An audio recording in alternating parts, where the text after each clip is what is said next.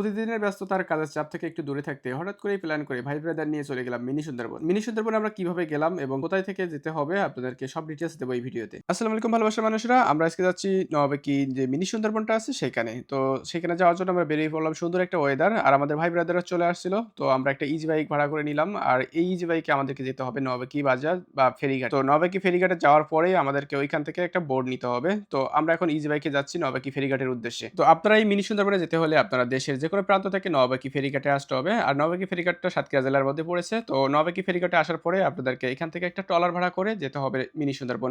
আর এটা ১ ঘন্টার একটা জার্নি থাকবে। সো আমরা এখন এই যে ট্রলারটা দেখতে পাচ্ছেন, এই ট্রলার ২ টার দামাদামি করব। কারণ এখানে অনেক সময় বেশি দাম চায়। তো আপনারা দামাদামি করে ৳৬০০-৭০০ র মধ্যে পেয়ে যাবেন ১ থেকে ২ ঘন্টার জন্য। তো আমরা সবাই একটা ট্রলার ভাড়া করে ভাই ব্রাদাররা চলে আসি ট্রলারে। সুন্দর একটা ওয়েদারের মধ্য দিয়ে আমাদের গন্তব্য শুরু হয় মিনি সুন্দরবনের উদ্দেশ্যে। চারপাশের এই নৈসর্গিক সৌন্দর্যের মধ্য দিয়ে আমরা চলে যাচ্ছি মিনি সুন্দরবনের উদ্দেশ্যে। আশপাশের পরিবেশটা এত সুন্দর আর এখন জোয়ারের সময় মিনি সুন্দরবনে পুরা পানি পানি থাকে। তো আমরা এখন মিনি সুন্দরবনের ভিতরে প্রবেশ করার আশেপাশে চলে আসছি। যে জায়গাটা দেখছেন এগুলো সবই মিনি সুন্দরবনের অংশ।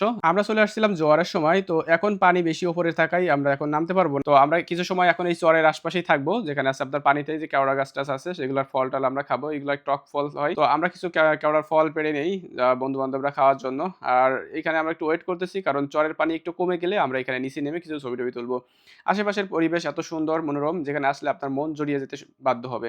এবং আপনারা এখানে এসে ফটোশুটও করতে পারবেন এবং আপনারা এখানে এসে ফ্যামিলি নিয়ে ঘুরে যেতে পারবেন। তো তারই মধ্য দিয়ে সাঈদ একটু তার ফেস পড়ে যাচ্ছিল। যার কারণে সে আবার একটু সানস্ক্রিন মেখে নিচ্ছিল। আমরা সবাই মজা-টজা করছিলাম। নৌকায় বসে কিছু ফটোশুট-টুট করছিলাম। কারণ পানি একটু না কমলে আমরা নিচে নামতে পারতেছি না। তো পানি নিচে কমে গেলে তারপরে আমরা একটু নিচে নেমে আসি। নেমে আসার পরে আমরা সবাই একটু মজা-টজা করি এবং ছবি-টবি তুলি। আপনারা দেখতে পাচ্ছেন সবাই এই যে গাছ দিয়ে নেমে আসতেছিল পানিতে।